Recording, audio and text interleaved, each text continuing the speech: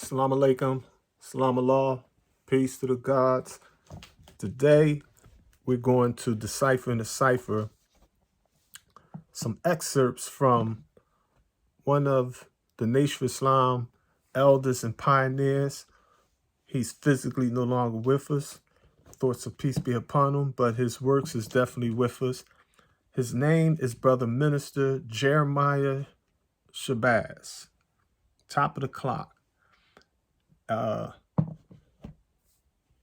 My personal dealings with him over the years basically is my mother's oldest sister, my beloved and departed Aunt Ola Hassan. Thoughts of peace be upon her. She was a registered member of the Nation of Islam back in the 50s, and she eventually rose in the ranks to become a lieutenant at the headquarters of Temple Number 12 under this brother Minister Jeremiah Shabazz.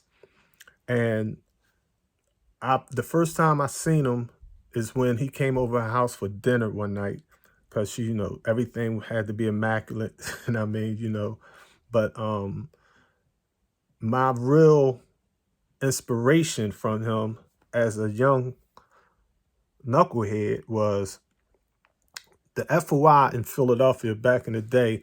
We used to, we had like our little gang wars. It wasn't like the Crips and the Bloods, but it was more like a neighborhood type thing, like my homies against those homies.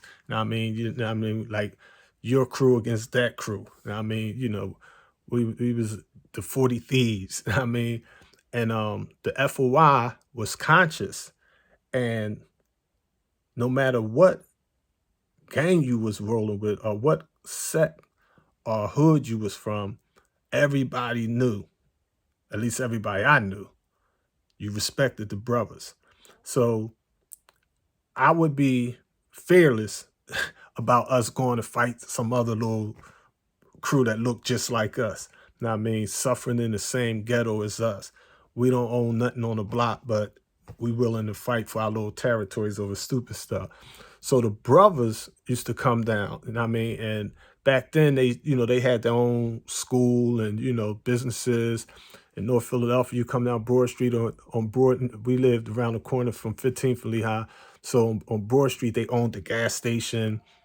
About 2 blocks from my house, and back of the gas station, they owned the steak and take right there. Further down Broad Street, Germantown Avenue, they owned like the clothing stores, barber shops. They was doing that thing. They was nation building for real. So Minister Jeremiah, they had like 8 different temples in the city, but Minister Jeremiah was at the headquarters. And I really didn't understand a lot of that stuff, but one thing that I do remember is when we was out there grade fight and the brothers came pulling up in the school bus and jumped out, suited and booted. They grabbed us up, and they took us to the temple to hear Brother Minister Jeremiah Shabazz. And, we had to go through the search procedure. And, whatever we had, our little weed, bubble gum, now laters, zip guns, switchblades, whatever. Brass knuckles. Back in the day, we didn't have no money. We didn't have no sophisticated weapons. You shoot somebody, you might accidentally shoot yourself in the hand.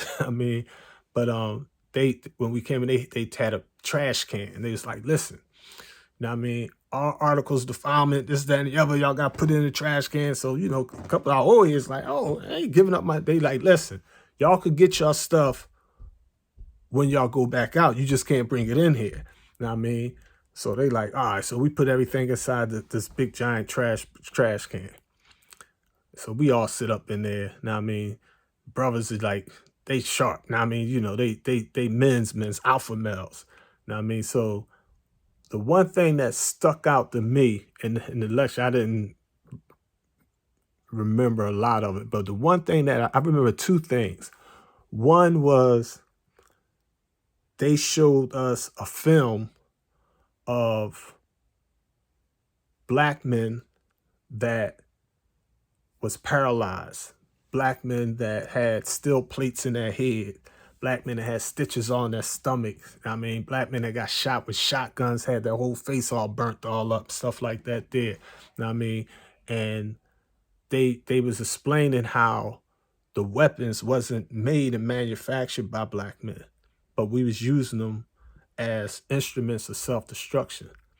And Brother Minister Jeremiah, he was one of them, like a street minister. He had a real unique style of teaching. He could like talk to you. It wasn't like he was preaching. He was just teaching. He just talking to you. I mean, and it made sense. But he had this cool flavor to me. You know what I mean? He was like the Godfather. I mean, he took the thing that stuck out to me that I was like, damn, that was crack. You know what I mean? Because it was like, you know, some of the brothers that I looked up to, that I was under, they was like, you know, they gotta get money. I mean, they like, man, look, ain't nobody, you know, paying no bills of mine. I gotta get money. I'm gonna do whatever I gotta do in these streets. Man, I ain't trying to sell no newspapers. He's like, what? And he's called this FOI, and he's like, brother so-and-so, yes, sir. Brother so-and-so, yes, sir, front center. Brother's ain't up there, pop, pop, came at attention. Back then, they used to wear the Stacey Adams, you know, they stayed sharp. You know what I mean? He's like, brother, do you sell papers? Yes, sir. Brother, do you sell papers? Yes, sir. He's like, tell me something, brother. How much money you got in your pocket? He was like, he had a knot. I don't remember exactly how much it was, but he had a knot in his pocket. Way more money than my old heads, way more money than me, way more money than all of us combined. I mean, you know, so we like, dang, you know what I mean? Then the other brother pulled his knot out. Boom. You know what I mean?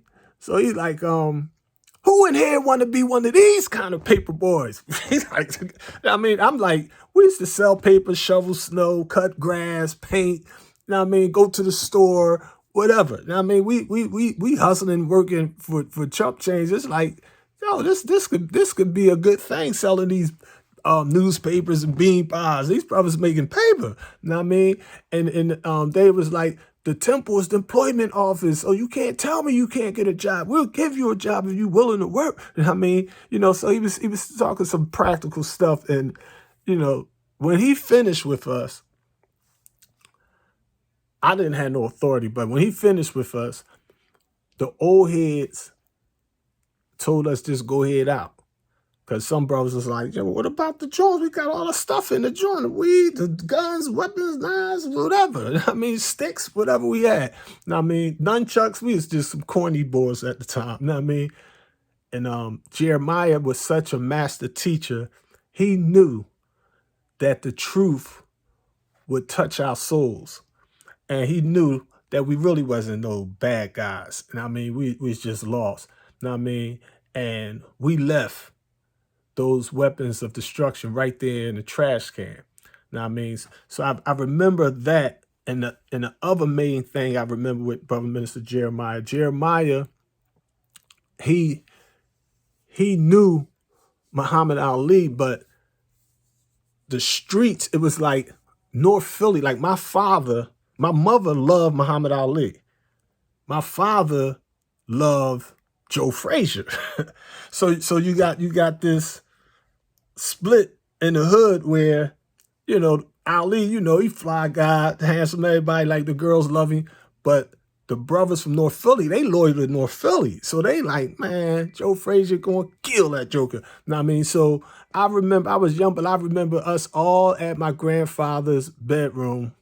And he had his little black and white TV up there and on a milk crate on the wall. And my moms, my aunts, my grandma, my dad, everybody just watching this fight. So I'm like interested, like boom. So they like, you.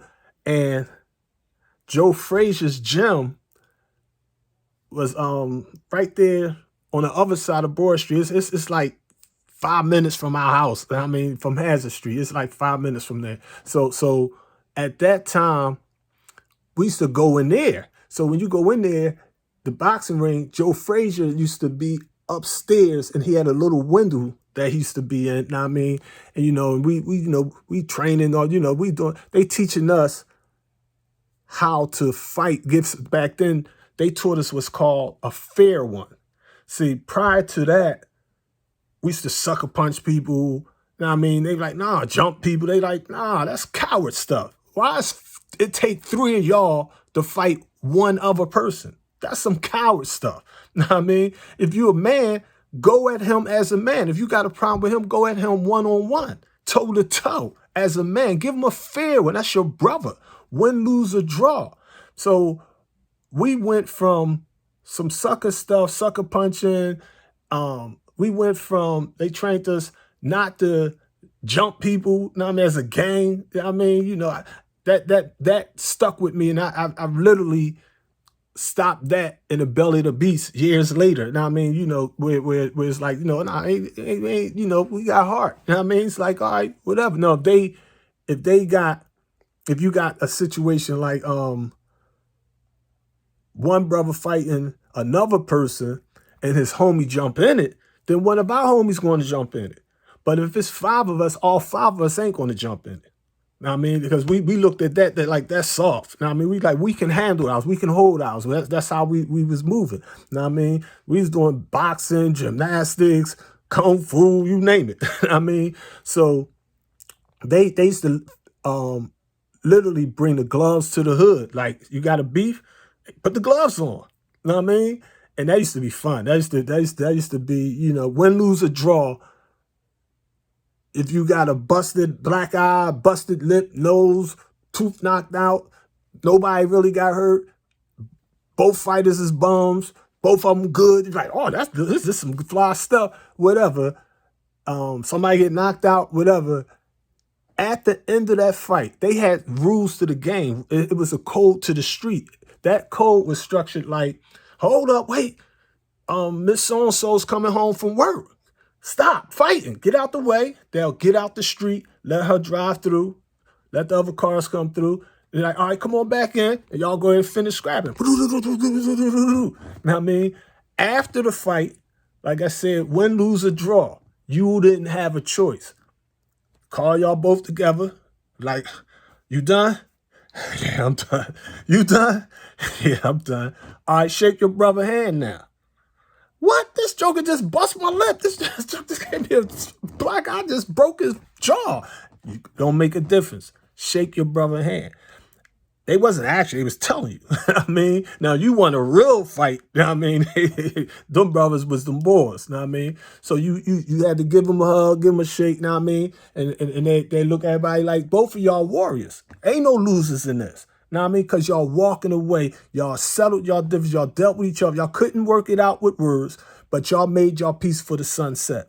So I respected the FOI for that brotherhood. Know what I mean? That unity, that wisdom. Know what I mean? Back then, I don't see it no more in this day and time, but back then, all over the city, I remember I used to walk down. They had one on Allegheny Avenue, like right off Erie Avenue down Broad in Allegheny.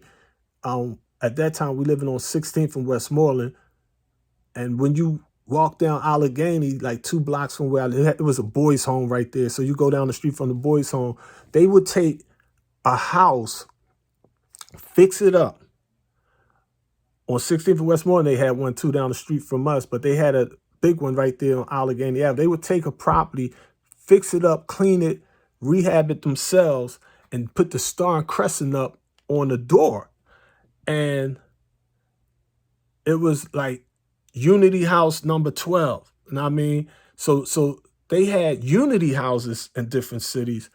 I didn't understand it because I wasn't a member of the Nation of Islam, but it was like, I thought it was like some type of college fraternity or something like that. That's how, you know, because I used to always see the brothers out there. They come out, they exercise in the morning. You know what I mean? They, you know, they kept the place clean. They painting, fixing stuff, you know, but they all live together. They was brothers that live together inside those type of houses. You know what I mean? You know, and I don't know why the Nation of Islam stopped doing that, but that was an important thing. Like a person come home from the penitentiary, that was his home plan.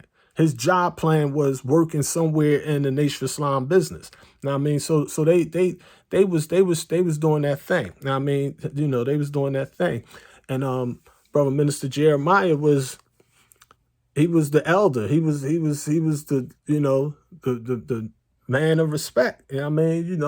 I don't claim he was some perfect dude. You know what I mean? I know um the devil say this, that, and the other is enemies. You know what I mean? I'm pretty sure he made mistakes like anyone, but that's the Jeremiah Shabazz that I knew. You know what I mean?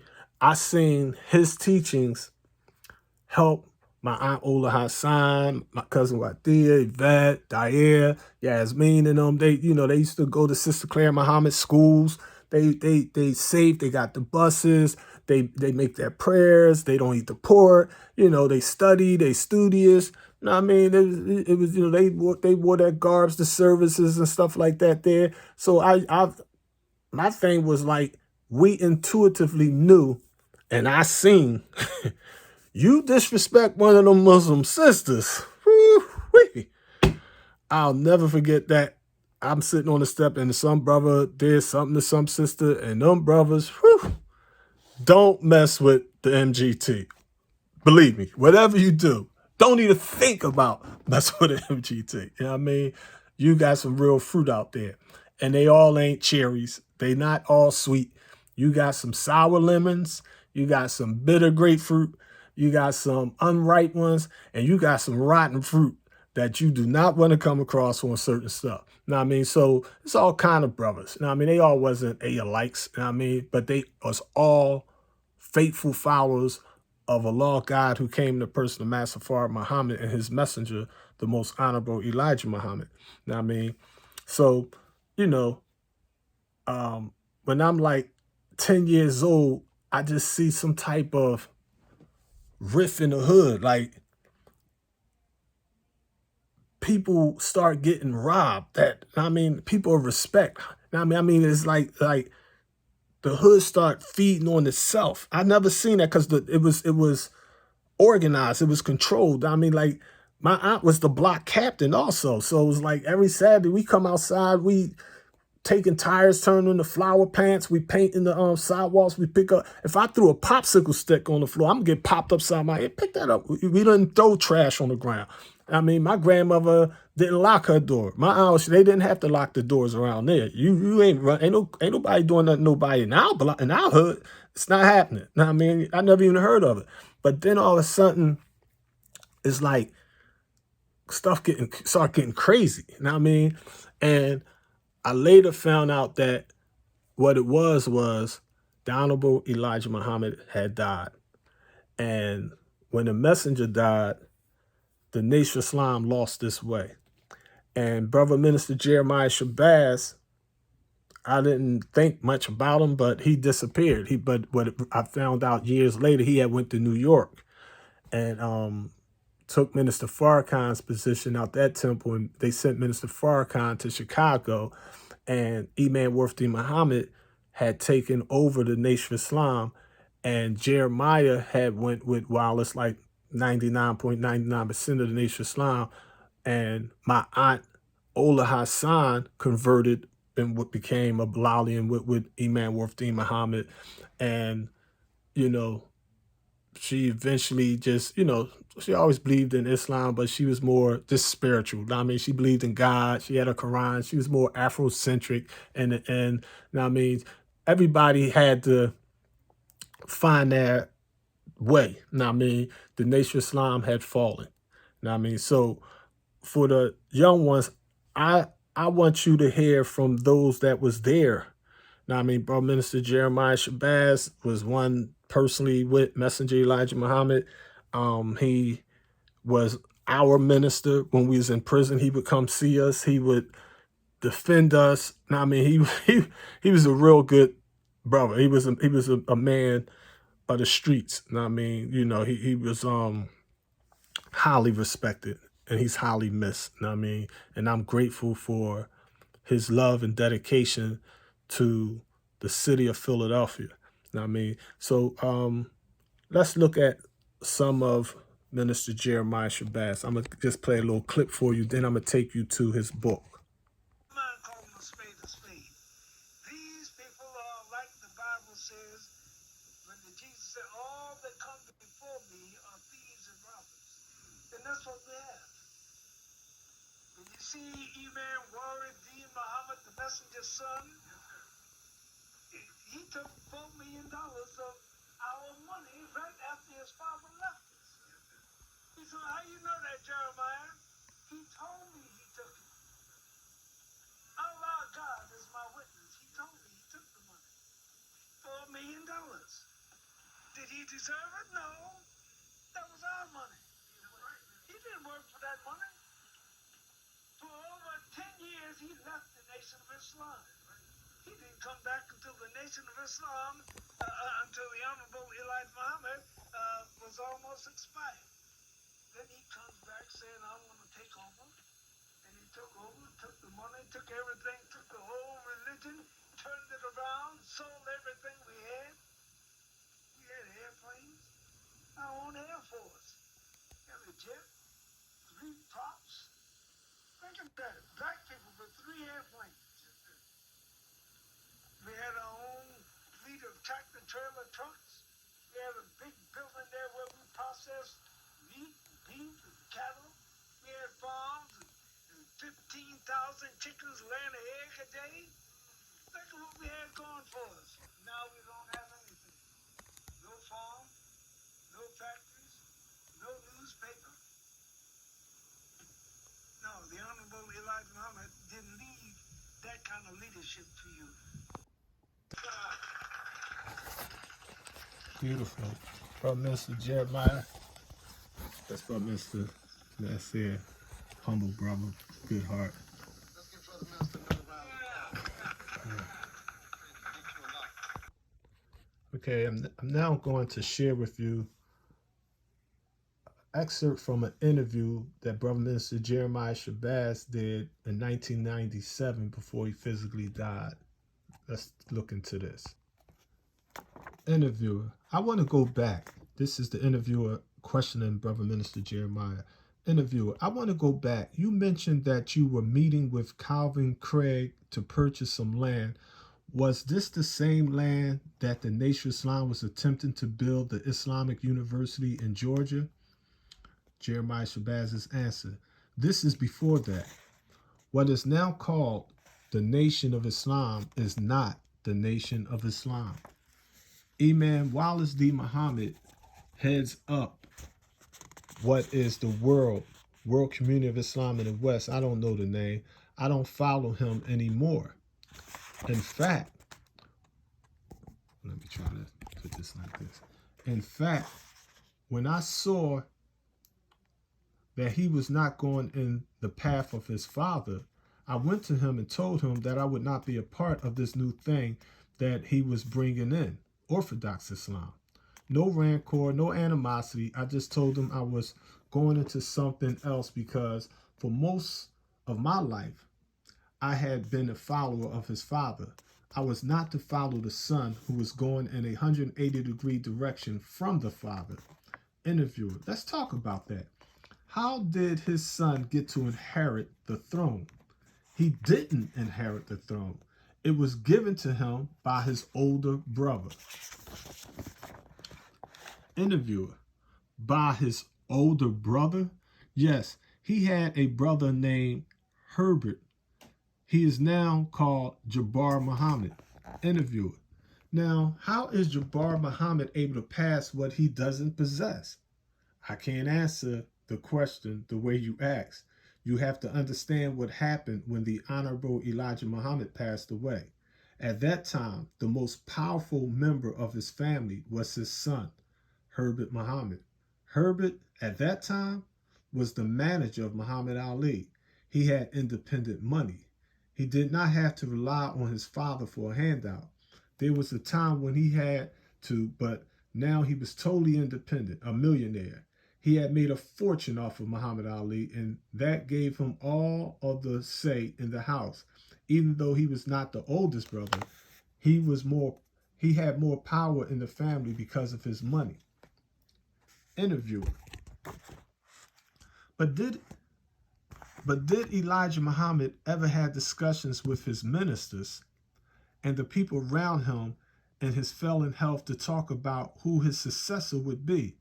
Never did he talk about a successor or appoint someone. He did not mention his son. He did not mention Farrakhan. He did not mention Silis. He did not mention any of them. The question was asked of him at his dinner table. I was sitting right there, and that question came up. He was asked, who was going to succeed after you're gone? The Honorable Elijah Muhammad said, I don't know.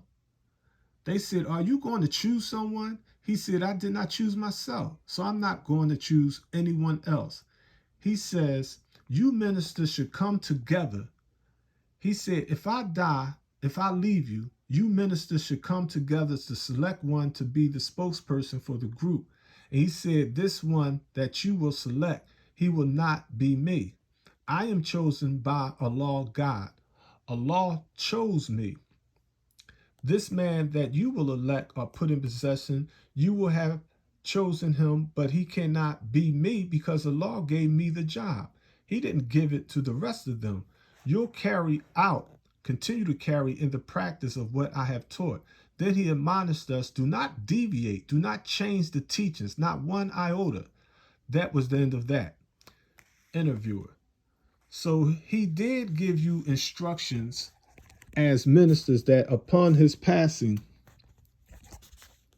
away, I was in Chicago, pardon. So he did give you instructions as ministers that upon his passing that you all should come together and elect someone to head the nation of Islam. Was there such a meeting? Answer, never. The very day that the Honorable Elijah Muhammad passed away, I was in Chicago, had been there for 2 weeks, and he laid on his deathbed. Interview, that was when? This was in 1975. He was at Mercy Hospital in Chicago. I went to the hospital every day to see the Honorable Elijah Muhammad. Never did he say to me, Brother Jeremiah, I'm about to depart this life, or I may not come out of the hospital. I want you to follow this one or that one. He never said that. I never heard it come out of his mouth that his son was to succeed him or that Farrakhan was to succeed him. He was asked, as I told you before, and he didn't do it purposely. He wouldn't do it. He anticipated the kind of confusion that has sprung up since his passing. The confusion is so widespread today until you can hardly see where the head or feet begin, but this was all foreseen by the Honorable Elijah Muhammad, and he said, the nation of Islam will fall. I heard it out of his own mouth. He said it will fall. He told me one day, brother, I see myself losing all my followers. We used to refer to him personally as Dear Holy Apostle. I said, Dear Holy Apostle, is there anything we can do? When he said it, we were in the height of our power. We had temples all over the place, selling 1 million newspapers a week, had fish coming in from Japan and Peru. We were doing it big. At that time, we were the largest frozen fish importers in America, black or white, which was a first for black people being in the business that you could literally control. So when the messenger says this is going to fall, I couldn't believe it. Right here in Philadelphia, we had 8 temples going full strength. A temple in Camden, a temple in Atlantic City, a temple in Lancaster, PA, Coatesville, Harrisburg, Wilmington, and Chester. We were all over the place. So when he says we're going to fall, I didn't believe it. Interviewer. What year did this discussion take place when he said it was going to fall? 1974, just before he got very, very sick. Interviewer. There are those who said that perhaps, let me straighten up something for y'all. There are those who said that perhaps he's predicting his own demise and the theology of what was then known as the Nation of Islam to give way to what his son, Wallace D. Muhammad, now espouses to be the direction of the Muslim. So could he not have been saying or given a signal that in fact that he knew his ideology was dated in time? Answer, no. The Honorable Elijah Muhammad's last admonition to us was do not change the teachings. That was his admonition. He was adamant about this. Don't change it. If you change it, you're only going to do something worse. It won't be anything better. The direction you now see his son coming in is not anything new. The minute I heard his son's speech The very next day after his father passed, I said then he was going in another direction and had hoped he was going to carry on in the spirit of his father. That very same day, he shot his father's program full of as many holes as he could. Interviewer: this was Wallace? Yes, I was sitting there. Interviewer: how did Wallace get to be the one to be chosen to make that address? His brother, Herbert, chose him. We were all called to the house of Herbert after the messenger passed. Herbert told all of us. Farrakhan wasn't there yet. He was still coming in from New York. I had been in Chicago for 2 weeks. Me, Minister Abdul Kareem from LA, and other ministers from around the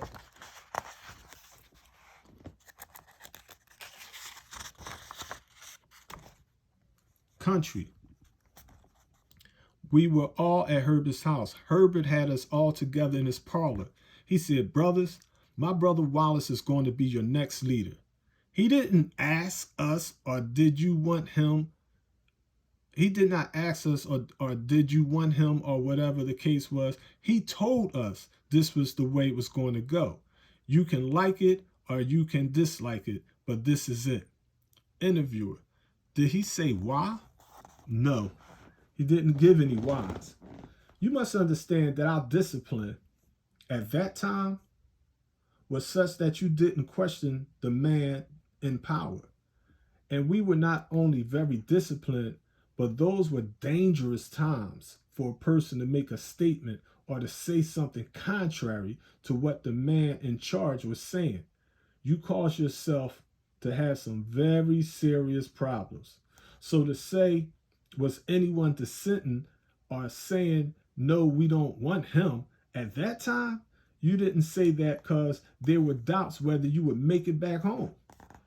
Interviewer: I guess I'm missing the passing of the throne. You said Herbert sat with all the ministers all over the country, dictated, and said Wallace was going to be the leader.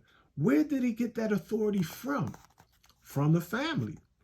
Upon the passing of the Honorable Elijah Muhammad, the family took charge of everything. No minister had any say of what was going on inside the house. Everything in the house was being done by the family of 8.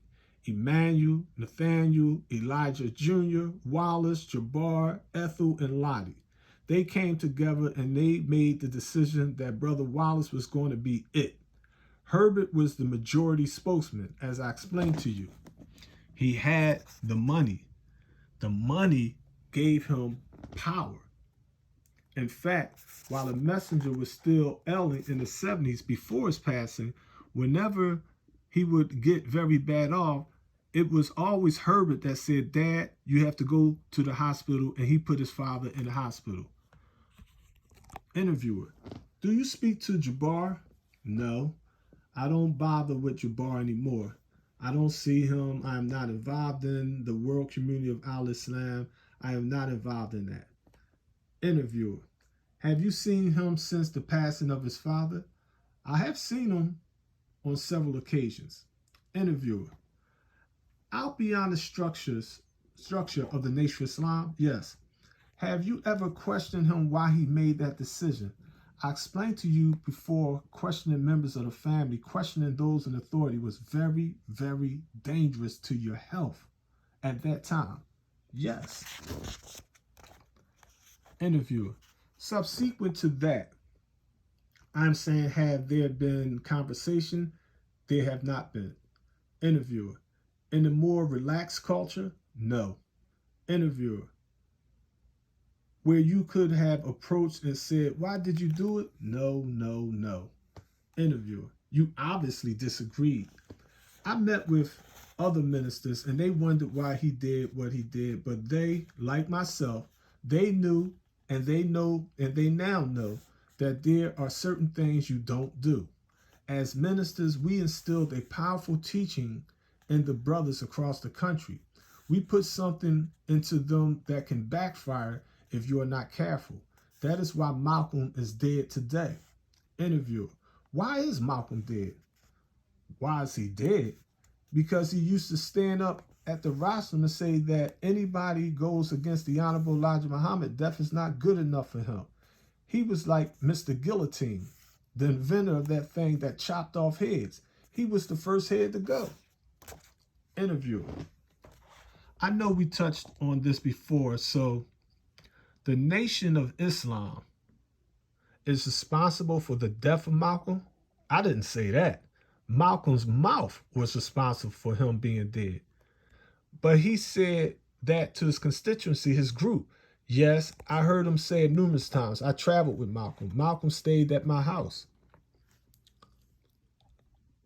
Interviewer. So are we to infer that, in fact, in that instruction was given to his? You can infer whatever you wish to infer. I can't control your inference. I can only control the truth that comes out of my mouth. Interviewer. Yes, sir.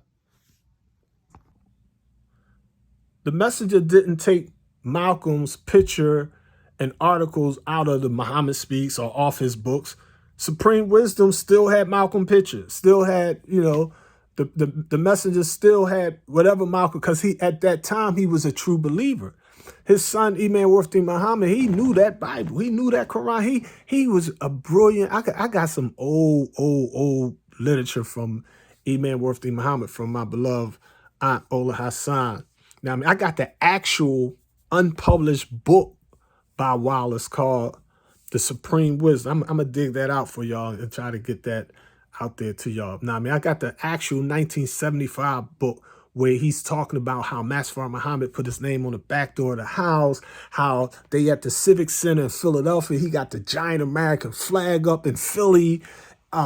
He got his FOI uniform on. I got the messenger, he got the whole 1974 Savior's Day speech of the messenger in there. Then he got the whole 1975 Savior's Day speech from him. You know what I mean? So you could see how the stuff transpired. And I say that because I was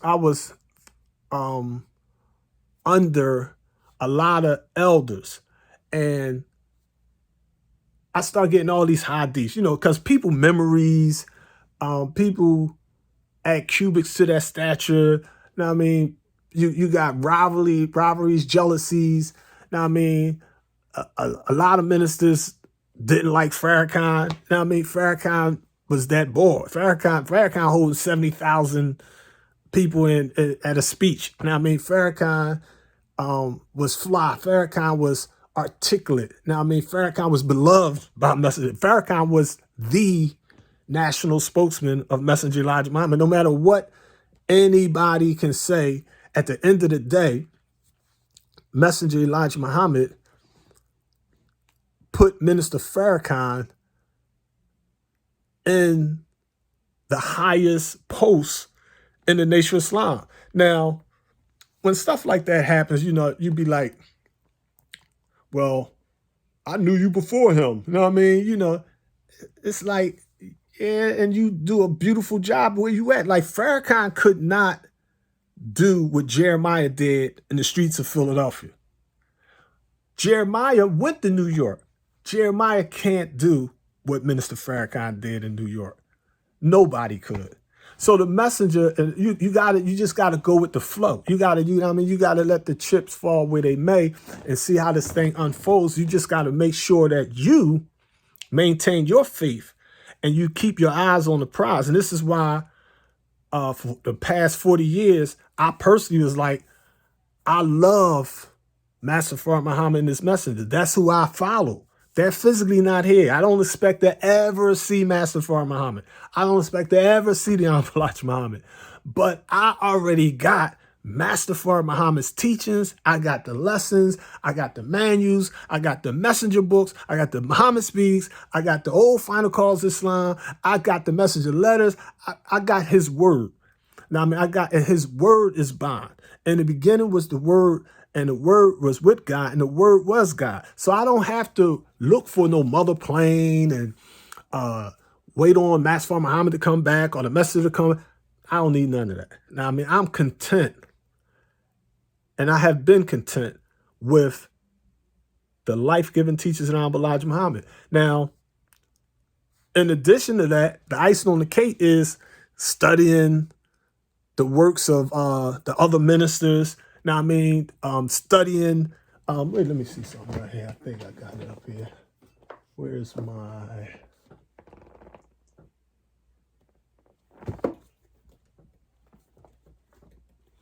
Some other plane. Got some literature here.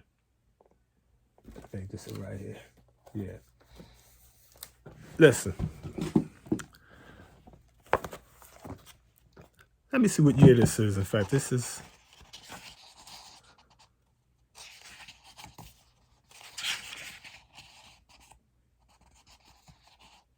Okay. This is published by the ministry class of Muhammad's Temple number 7, 102 West 116th Street, New York, New York, 126. This is Minister Farrakhan's 7 speeches. Now, the introduction, this is the 7 speeches. The introduction to 7 speeches is by Brother Sterling X, New York City, February 1974. The student-teacher relationship. This morning, I just seen Brother Minister Ishmael drop some deep jewels on basically that premise. He basically was going into how Malcolm, as a student, got to a certain point where he thought he knew better than his teacher, Messenger Elijah Muhammad, and how Dr. Khalid got to a certain point where he thought he knew better than his teacher, the Honorable Minister Louis Farrakhan. And that cycle repeats itself over and over again. That's human nature. Like if you go in the jungle, when the little cubs start getting a little tough, you know what I mean? He hunting for himself now. He a teenager. It's like, you know, he's like, man, you ain't the king of the jungle. I got this.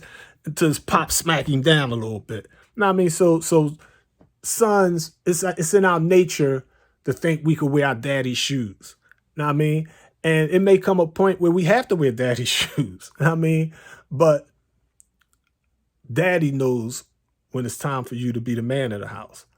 And until that day come, any insurrection is going to be suppressed. Now, I mean, the brother that wrote Brother Minister Farrakhan's in the student-teacher relationship, Brother Sterling X, I had the privilege to communicate with him one-on-one. We was doing some books. He actually wanted me. He had got my book. I wrote a book called Elaboration of a Lost Lessons, like elaboration, Lost Found Miles, lesson number 1, number 2, 99 actual facts. I did the student Romans, English lesson. I give you the Arabic, the Hebrew, the mathematics, the history, the Bible, the Quran, the chemistry, all the sciences of life, and I just having fun with it. So he appreciated that, and he wrote a book called Why Does Muhammad Any Muslim Murder the Devil? So at the time, we both was under the same publishing company. I mean, United Brothers and Sisters Books and Things out, I think it was Hampton, Virginia. So the publisher sent me communication from him. We both in the belly of the beast. He was like, look, won't you write the introduction for his book? I was like, I'll be honored. Send me a copy. So they sent me a copy. This is like, I think 1995. They sent me a copy of the book. And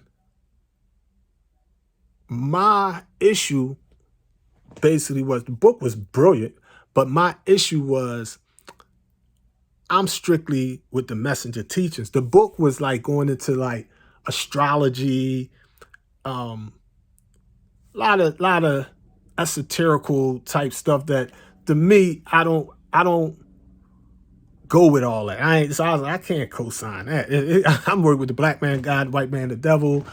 Keep it simple. I'm like the message. Leave my teachers as it is. Like boom. So I was like, nah, I can't do no introduction for that. So I didn't do it. But I love and respect that brother. Very intelligent brother. And I mean, brilliant writer and everything. But Brother Minister Jeremiah, the Honorable Brother Minister Farrakhan, for years, I never in my life followed Silis either, but for years, I always subscribed to Silis Muhammad Speaks, I used to love getting the paper to hear him teach. And I mean, I ordered all his books. I had here's Silis Illuminating the Nation of Islam. I got his books up in here now. But the thing that was surprising to me, if you will, was Silis explained to us publicly that, look, this is the short version. Silis was teaching for years that in 1975, he declared war on Imam Wairth Muhammad, you know what I mean, the false prophet and all that kind of stuff like that there, the hypocritical son that stole the throne of his father. And he used to do crack stuff on that. Now I mean, oh, he got another deep book. One day we gotta get into this. We gotta get into the articles and letters of correspondence from Silis Muhammad, I think, different ministers under Farrakhan and Minister Farrakhan himself. Silis was cracked because I'm at the time behind the scenes. I'm trying to push this unity between these two, but I'm too young and naive to know all of the political intrigue that was going on. And I mean, I didn't understand a lot of that stuff till years later. But long story short, Silis came out and explained, listen, I was teaching y'all that I took and delivered this letter to Wallace, I mean, you know, and basically declared war with the beast and all that stuff. He's like, I didn't do that. He said, for real. He took the position Jeremiah. He's like, for real, Wallace was gangster. His captain basically explained to me, Wallace captain basically explained to Silis Muhammad, because he wanted to give him the letter. He was like, you ain't giving him nothing. He's like, well, can you get a letter to him? I'm not giving him nothing. And I advise you to go home, get out of town, or you will not be going home. Basically, they was going to pluck him. They was going to kill him. Now, I mean, Silis said he got out of town. I mean, he know how fruit was, but he ain't had the numbers like what Wallace had. All the numbers, all the money, the juice, political power, backed by the FBI. He meeting with presidents and all kind of stuff. Know what I mean, so everything's real. I would have did the same thing. You would have died. You know what I mean, you know, but he didn't deliver the actual letter to him. And Silis explained. He went back to the grave like most FOI and MGT, and he kept it real. He actually put in the book the picture of him in the bar getting drunk. I mean, he like, man, nix all that stuff. You know what I mean? And his beloved wife, Goddess Shaker, you know what I mean? Got that pictures up here. You know what I mean? You know, got Silis and all of them in here. But his beloved wife basically, you know, encouraged him, you know what I mean, and inspired him like the black women do. Not that she's in back of us, she's on our side, she in the struggle too. You know what I mean? She inspired him, and he stood back up to redeem and resurrect the lost foundation of Islam.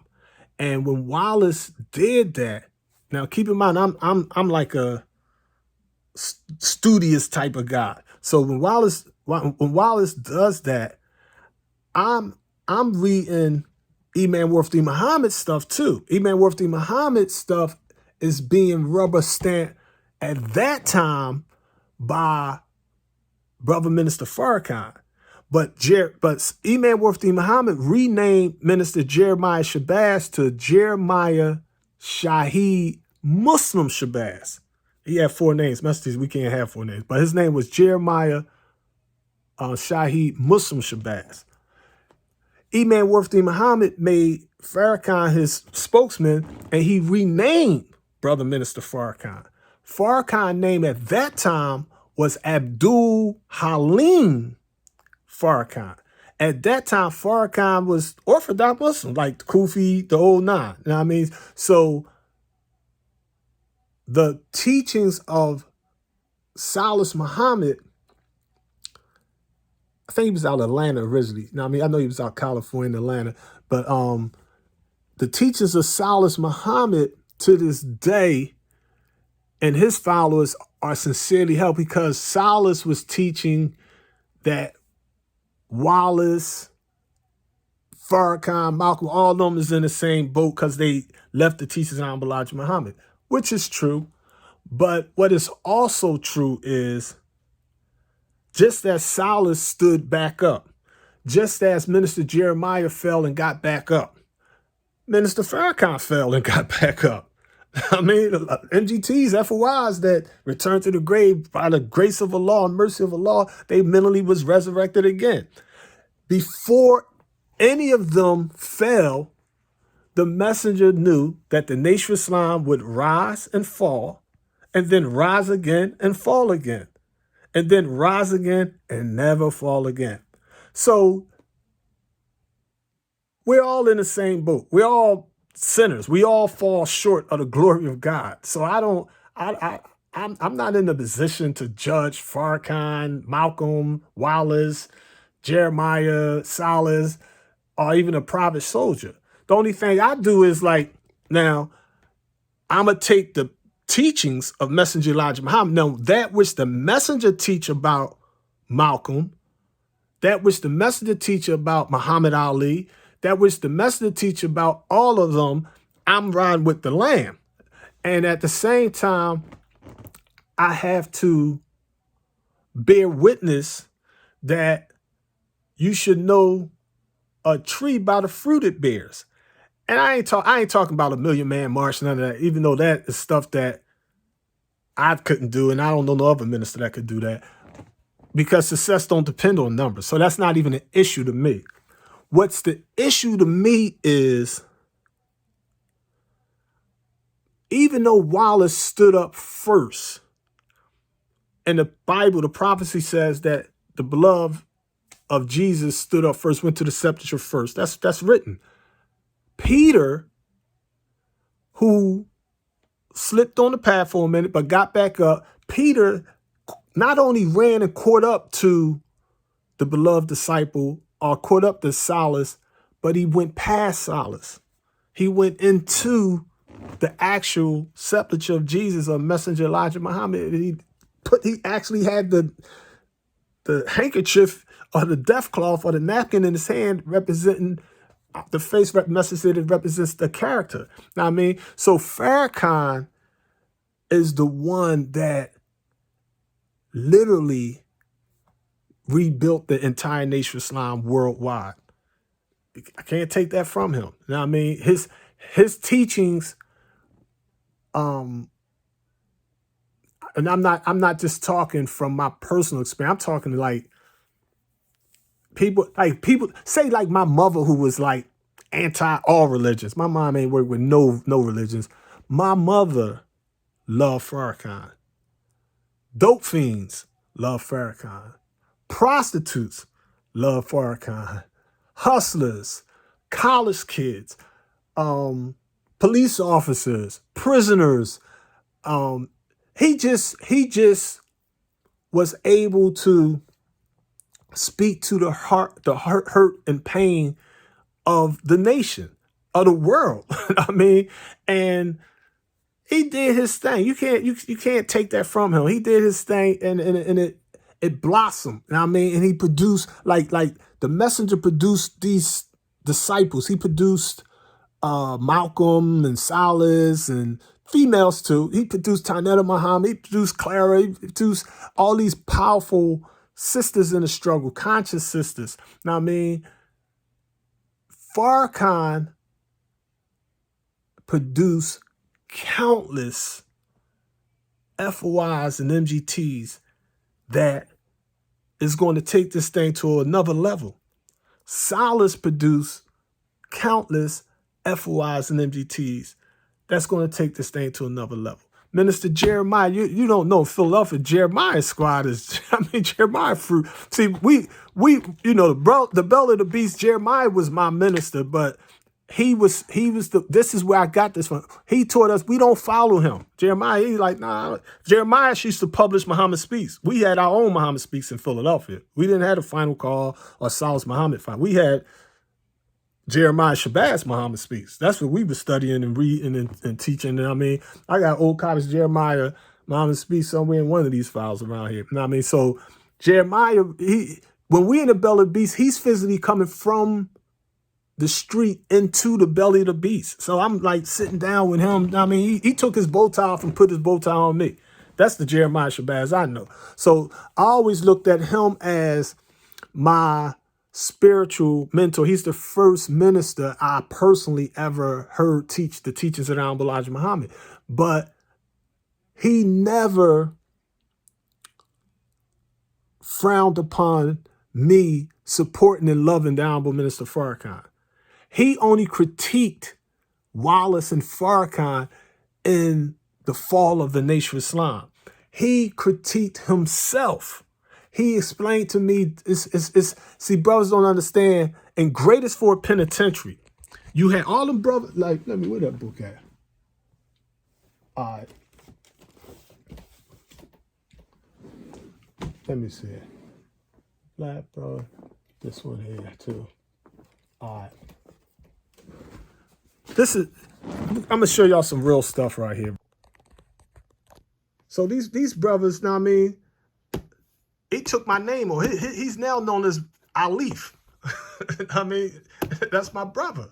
Now I mean, they got with the brother I used to play chess with in here, and Barbara Walters literally was trying to bribe him. They was going to get him. They was going to let him out of jail if he would have lied on Farrakhan. That's all they wanted. They needed him to rubber stamp some stuff that's I'm not going to get into, but he refused to do it. So he's still in prison doing life without parole because he wouldn't become a COINTELPRO snitch for the devil. So these struggles are real. Know what I mean? You know, Imam Shamsuddin, Captain Clarence, Brother Minister Jeremiah Shabazz. I mean, this is the one I used to play chess with. Know what I mean? And got stomach cancer and all that stuff in Greatest Ford. You know, we had some fun times. That's my heart. Now keep in mind, even when they was Orthodox Muslims, anything they asked me to do, I'ma do. That's what type of love and support. But like we wasn't looking at it like, oh, they Orthodox, they Sunnis. Man, the Salafi, the Sunni brothers, it was a few Sunnis and Salafi, but them brothers was no joke. I mean, Fruit respected them, they respected Fruit. But everybody knew Bigfoot, he had the squad, he had the numbers. But numbers don't mean nothing when you're dealing with men. I mean, it didn't mean anything. And he was such an effective leader, teaching God, that he knew, man, I treat a man like I want to be treated. I mean, and that's how he moved. Now I mean, if you was in the wrong space, he gonna knock you out that space because he ain't no joke. But at the end of the day, we had love for him. So my thing was like, you know what I mean? Assalamu alaikum, wa alaikum salam, you know what I mean? Hug me, you know what I mean? What's up? Play around. You know, he used to Bernard Hopkins used to be in there boxing with Supreme Angel Hafizullah. You know what I mean? We just doing our thing. You know what I mean? We make things happen. You know what I mean? Like I seen him put his money up and make things happen.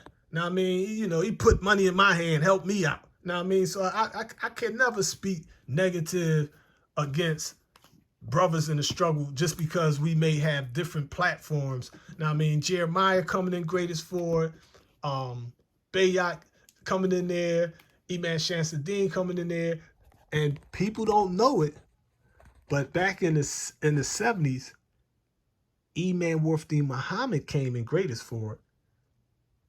Think about that. Imam Wairth Muhammad came inside Greatest Ford. Why? He knew he could not get the Nation of Islam in Philadelphia if he did not get Jeremiah, he did not get Captain Clarence, Imam Shamsuddin. He knew that the squad, they just because they in the belly of the beast didn't mean anything. They was running things. I mean, and when the transition, as they call it, took place, they had all kinds, you know, they divvied the spoils. I mean, they were smart and shrewd and knowing how to move. They knew what people's desires were. You know what I mean? So they was real intelligent in how they moved. And you know, there was some serious incidents, but overall they prevented a civil war. And the Honorable Minister Farrakhan really knew that the FOI and MGTs loved him and looked towards him. And if he would have barked, enough FOIs and MGTs would have barked, and enough ministers would have barked, that we would have been fighting and arguing, killing each other in the wilderness of North America to the joy of the devils and the dismay of Allah and his messenger. So Farrakhan bit the bullet. I mean, he put himself on the cross for us, a sacrifice. He sacrificed his fame, his name, his wealth. I mean, and he just kept the peace. He didn't want to divide the forces. So I just wanted to share some of this history with the believers so that we can get a more rounded understanding on why in 2022 you see different branches of the Nation of Islam. You have Brother Minister Jeremiah Shabazz, Silis Muhammad, Downward Minister Farrakhan, Brother Minister Levi Kareem, Brother Minister Nasir. You got all these different, like 16 different branches. The messenger's own sons established that, but John Muhammad, you name it. You know what I mean? But the messenger and his infinite wisdom, he always dropped jewels that just stand out. And it'd be so simple and plain that all we got to do is ride with the messenger's message to guide ourselves through this age of mess. So I'm going to leave y'all with what the messenger left us. He said, the trunk of the tree is stronger than any of its branches. The trunk of the tree is stronger than any of its branches. So if you're on the branch with Farrakhan, you're on the branch with Jeremiah, you're on the branch with Father-in-Law, you're on the branch with Silis, you're on the branch with Levi Kareem, you're on the branch with Brother Minister Mutaquan, you're on with and you're growing and you healthy fruit, praise be to Allah. But know that all those branches are offshoots of the trunk of the tree. That trunk is the original divine and direct teachings of Messenger Elijah Muhammad and is rooted in the laws, truth, peace, freedom, justice, and equality. Assalamu alaikum, family. One love.